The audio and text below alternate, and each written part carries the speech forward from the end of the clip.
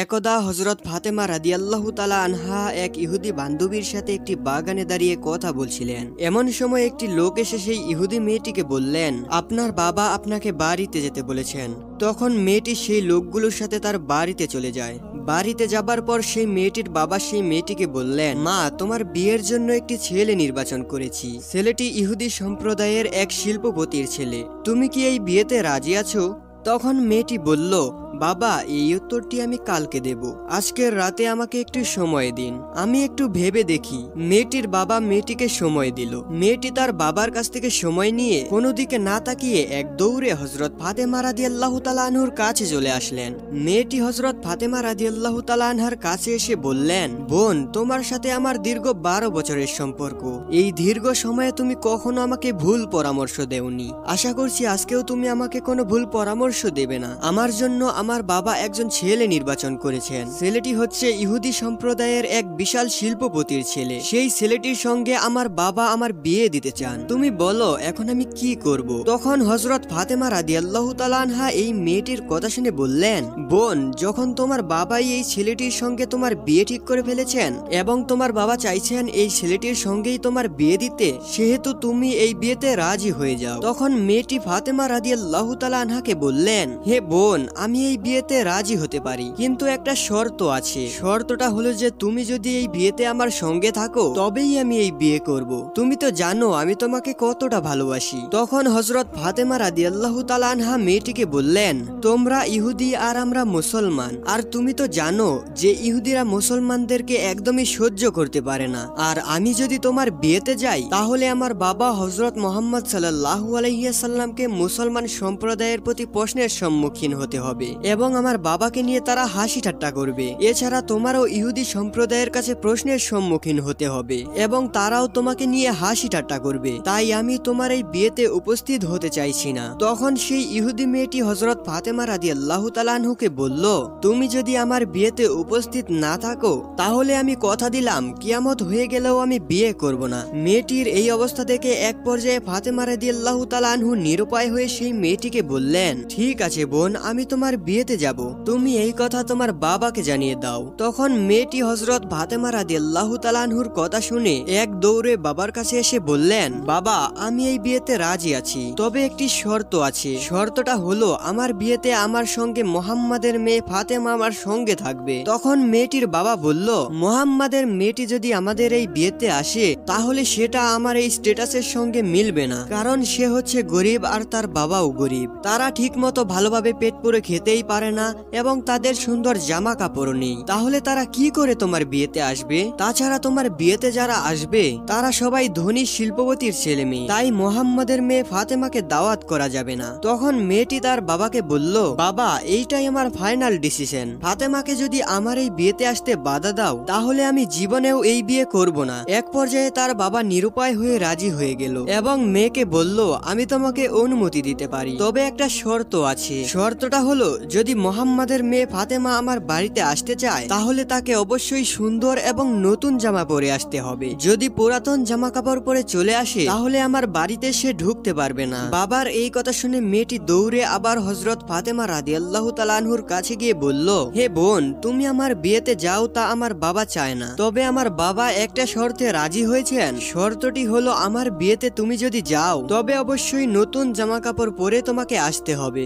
এখন তুমি বলো যে তুমি আমার বিয়েতে যাবে কিনা? এই কথা শুনে ফাতেমা রাদিয়াল্লাহু তাআলা আনহা কেঁদে কেঁদে বললেন, বোন, আমার জীবনে এমন কোনো দিন কেটে গেছে আমি আমার জীবনে নতুন জামা কাপড় চোখেই দেখিনি। সপ্তাহের পর সপ্তাহ চলে যায়, যার ঘরে চুলার আগুন জ্বলে না, দিনের পর দিন চলে যায়, আমরা না খেয়ে থাকি, সেইখানে নতুন জামা কি করে পাবো বলো? তখন মেয়েটি হযরত ফাতেমা রাদিয়াল্লাহু তাআলা আনহাকে বলল, বোন, তুমি যদি তোমার জবানে একবার বলো যে আমি নতুন জামা কাপড় পরে তোমার বিয়েতে যাব তাহলে আমার বিশ্বাস তোমার সৃষ্টিকর্তা মহান রব্বুল আলামিন তোমার জন্য জামা কাপড়ের ব্যবস্থা করে দিবেন, কারণ আমি জানি তোমার সঙ্গে তোমার রবের অনেক ভালো সম্পর্ক রয়েছে। মা ফাতেমা রাদিয়াল্লাহু তাআলা আনহা এক সময় আবেগী হয়ে বললেন, আমি তোমার বিয়েতে যাব এবং পৃথিবীর সবচাইতে দামি কাপড় পরিধান করে যাব ইনশাআল্লাহ। তখন মেয়েটি দৌড়ে তার বাবার কাছে গিয়ে তার বাবাকে বলল, বাবা, ফাতেমা আমার বিয়েতে আসবে এবং সবচাইতে দামি কাপড় পরিধান করে আসবে এমনটা আমার কাছে ওয়াদা করেছে। তারপর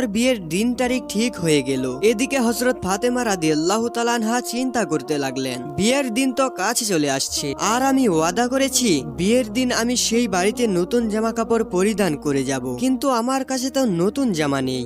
এইসব কথা চিন্তা করতে করতে হযরত ফাতেমা রাদিয়াল্লাহু তাআলা আনহা জায়নামাজ বিছিয়ে নামাজে পড়ে গেলেন। নামাজের সিজদায় গিয়ে তিনি চোখের পানি ছেড়ে দিয়ে বললেন, হে মাবুদ, এই দুনিয়াতে আপনার সঙ্গে আমার গভীর সম্পর্ক রয়েছে, তা আজ পর্যন্ত কেউ জানে না। মাসের পর মাস চলে গিয়েছে, আমি না খেয়ে থেকেছি, কোনো দিনও আপনার কাছে কোনো কিছুই চাইনি। আজকে তোমার কাছে আমি একটি নতুন জামার আবদার করছি, কিন্তু এই আবদার আমার যৌবিক বা দৈহিক চাহিদা পূরণের জন্য নয়। আমাকে আপনি এমন একটি জামা প্রদান করুন যেটা পরে আমি আমার বান্ধবীদের বিয়েতে যেতে পারবো, এবং সেইখানকার মেয়েরা যেন এই জামা কাপড় দেখে আমার দিকে তাকিয়ে থাকে এবং মুসলমান হয়ে যায়। হে মাবুদ, আপনি কি আমাকে একটা নতুন জামা দান করবেন? এভাবেই হযরত ফাতেমা রাদিয়াল্লাহু তাআলা আনহা চোখের পানি ছেড়ে দিয়ে কাঁদছিলেন। নামাজ শেষে তিনি যখন ঘরের কোণে দাঁড়ালেন, তখন ঘরের কোণে তিনি দুইটি প্যাকেট দেখতে পেলেন। তখন হযরত ফাতেমা রাদিয়াল্লাহু তাআলা আনহা প্যাকেট দুইটি নিয়ে কাঁদতে কাঁদতে নবী করিম সাল্লাল্লাহু আলাইহি ওয়াসাল্লামের কাছে আসলেন এবং তার কাছে সমস্ত ঘটনা খুলে বললেন। অতঃপর রাসূল সাল্লাল্লাহু আলাইহি ওয়াসাল্লাম সেই প্যাকেটটা হাতে নিয়ে খুলতেই তিনি জান্নাতের সুঘ্রাণ পেলেন। তিনি এই সুঘ্রাণ মেরাজের রাত্রে পেয়েছিলেন।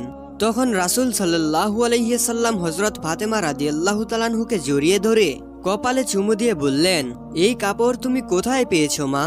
এটা তো দুনিয়ার কোনো কাপড় না, এইটা তো জান্নাতের কাপড়। তুমি গোপনে আল্লাহর সাথে সম্পর্ক করেছো ফাতেমা। মহান আল্লাহ রব্বুল আলামিন তোমার প্রতি সন্তুষ্ট হয়েছেন এবং তোমার দোয়াকে কবুল করেছেন।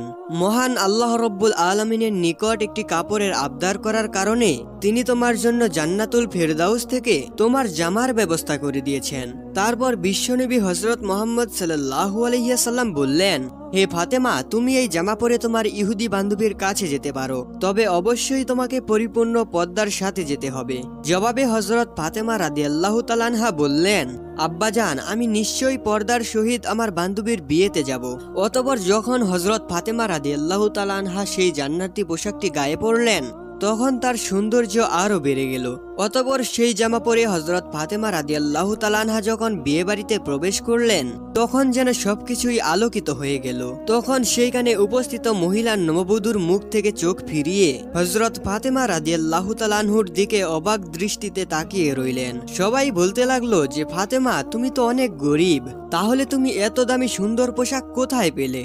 আমরা তো জীবনেও এত সুন্দর জামা চোখে দেখিনি। তখন হযরত ফাতেমা রাদিয়াল্লাহু তাআলা আনহা বললেন, আমি এটা বাজার থেকে কিনে এনেছি।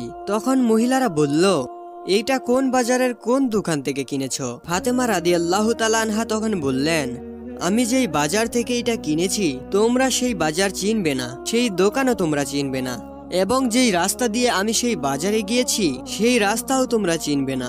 তখন সেই মহিলারা বলল, হে ফাতেমা, তুমি শুধু সেই ঠিকানা বলতে দেরি, কিন্তু আমাদের চিনতে দেরি হবে না, আমরা চিনবো, তুমি শুধু একবার সেই ঠিকানা বলে দাও। তখন ফাতেমা রাদিয়াল্লাহু তাআলা আনহা তাদেরকে বললেন, হে বোনেরা আমার, আমি যেই বাজার থেকে এবং যেই দোকান থেকে এই কাপড়টা ক্রয় করেছি সেই বাজারে কোনো সাধারণ রাস্তা দিয়ে যাওয়া যায় না। সেই দোকানে এবং সেই রাস্তা দিয়ে যেতে হলে ভিআইপি এক রাস্তা দিয়ে যেতে হয়, এবং সেই রাস্তার নাম হলো সিরাতুল মুস্তাকিম, যে রাস্তার জন্য আমার বাবা সব সময় দিনের দাওয়াত দিয়ে থাকেন, যেই রাস্তার জন্য আমার বাবা তায়েফে 3 বার রক্তাক্ত হয়েছেন, যেই রাস্তার জন্য আমার বাবা সর্বদা উম্মতি উম্মতি বলে করন্দন করে থাকেন, সেই রাস্তার নাম হচ্ছে সিরাতুল মুস্তাকিম।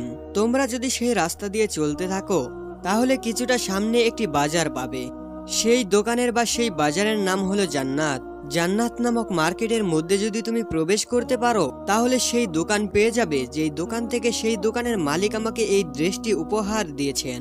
সেই দোকানটির নাম হচ্ছে জান্নাতুল ফেরদাউস। তখন মহিলারা হযরত ফাতেমা রাদিয়াল্লাহু তাআলা আনহুর কথা শুনে বললেন, ফাতেমা, আমরা সেই রাস্তায় যাব, তুমি আমাদের বলে দাও যে কি করে যেতে হবে। ঐতিহাসিকদের মতে উপস্থিত মহিলারা হযরত ফাতেমা রাদিয়াল্লাহু তাআলা আনহুর গায়ে জান্নাতি পোশাকটি দেখে এত আবেগী হয়ে পড়েছিলেন যে যেন সব নারীরা সেই কাপড়টি পাওয়ার জন্য নিজের জীবন দিয়ে দেবেন। তখন ফাতেমা রাদিয়াল্লাহু তাআলা আনহা বললেন, সেই রাস্তা দিয়ে যদি বাজারে যেতে হয় তাহলে তোমাদের আমার সাথে সাথে একটি বাক্য উচ্চারণ করতে হবে। তখন সেই নারীরা বলল, আমি উচ্চারণ করব, তুমি বলো। তখন হযরত ফাতেমা রাদিয়াল্লাহু তাআলা আনহা শাহাদাত বাক্য উচ্চারণ করে বললেন, বলো লা ইলাহা ইল্লাল্লাহু মুহাম্মাদুর রাসূলুল্লাহ সাল্লাল্লাহু আলাইহি ওয়াসাল্লাম। তখন সেইখানে উপস্থিত ৩৭০ জন মহিলা সবাই সেই বাক্য পড়ে মুসলিম ধর্ম গ্রহণ করে নিলেন। আল্লাহ তাআলা বলেন, হে আমার বান্দাগণ, যদি তোমরা আমাকে মনে প্রাণে বিশ্বাস করো তাহলে দুনিয়ার জমিনে তোমাদের চাইতে দেরি হবে, কিন্তু পেতে দেরি হবে না। রব্বুল আলামিন আমাদের আল্লাহর প্রতি তাওয়াক্কুল করা এবং বেশি বেশি আমল করার তৌফিক দান করুন, আমিন। একদা হযরত ফাতেমা রাদিয়াল্লাহু তাআলা আনহা জায়নামাজে পড়ে কাঁদছিলেন। তার দু চোখের পানিতে বুক ভেসে যাচ্ছিল। এমন সময় হযরত মুহাম্মদ সাল্লাল্লাহু আলাইহি ওয়াসাল্লাম ফাতেমার বাড়িতে আগমন করলেন এবং ফাতেমার ঘরে প্রবেশ করে দেখতে পেলেন জায়নামাজে বসে ফাতেমা রাদিয়াল্লাহু তাআলা আনহা অঝরে কাঁদছেন। তখন বিশ্বনবী সাল্লাল্লাহু আলাইহি ওয়াসাল্লাম হযরত ফাতেমা রাদিয়াল্লাহু তাআলা আনহাকে উদ্দেশ্য করে বললেন, হে আমার কলিজার টুকরা মেয়ে ফাতেমা, তুমি তোমার জায়নামাজের কোণাটা একটু উল্টিয়ে দেখো। তখন হযরত ফাতেমা রাদিয়াল্লাহু তাআলা আনহা জায়নামাজের কোণা উল্টিয়ে চমকে উঠলেন। তিনি বললেন, এ কি আব্বাজান, এ তো গলিত স্বর্ণ সদর দপ্তর গলিতে বয়ে যাচ্ছে। তখন মুহাম্মদ সাল্লাল্লাহু আলাইহি ওয়াসাল্লাম বললেন, মা, তোমার প্রয়োজন মতো স্বর্ণগুলো উঠিয়ে রাখো, তা দ্বারা তুমি তোমার দুনিয়াতে আরামায়েশ এবং জাকজমক সবকিছু করতে পারবে। দুনিয়ার সুখ শান্তি ক্ষণস্থায়ী, পরকালের সুখ শান্তি চিরস্থায়ী। এখন তুমি বুঝিয়ে বলো মা, তুমি দুনিয়ার সুখ শান্তি চাও নাকি আখিরাতের সুখ শান্তি চাও? হযরত মুহাম্মদ সাল্লাল্লাহু আলাইহি ওয়াসাল্লামের মুখে এমন কথা শুনে হযরত ফাতেমা রাদিয়াল্লাহু তাআলা আনহা জায়নামাজের কোণা ছেড়ে দিয়ে নবীজিকে বললেন, আব্বাজান, আমার দুনিয়ার সুখ শান্তির কোনো প্রয়োজন নেই, আমি আখিরাতের সুখ শান্তির পিছনেই দৌড়তে চাই।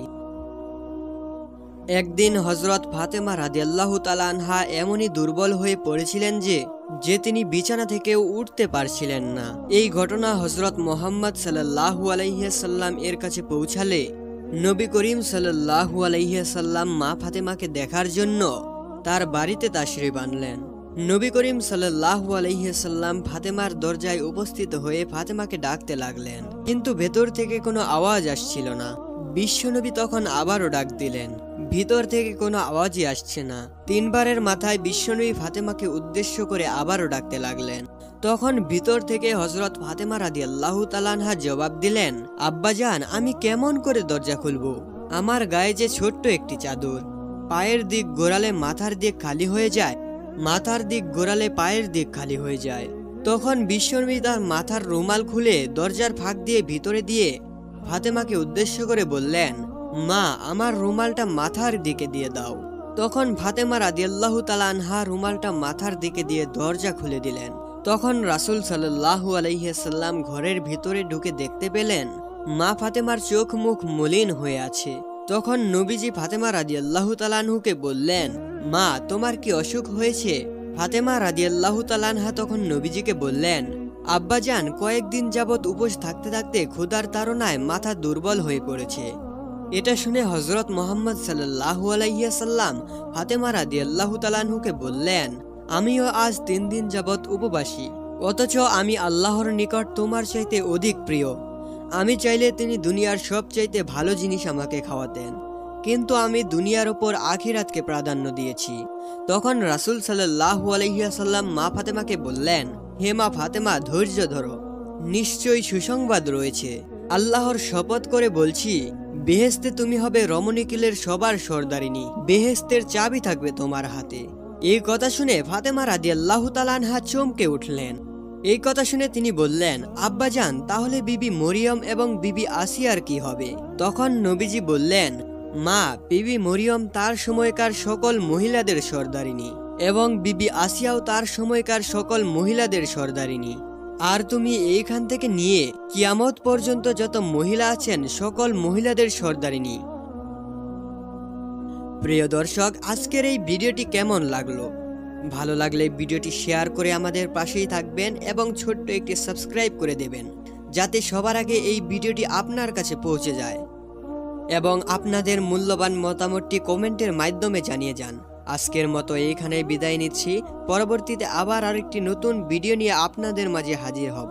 ততক্ষণে আল্লাহ হাফেজ। আসসালামু আলাইকুম ওয়া রাহমাতুল্লাহি ওয়া বারাকাতুহু।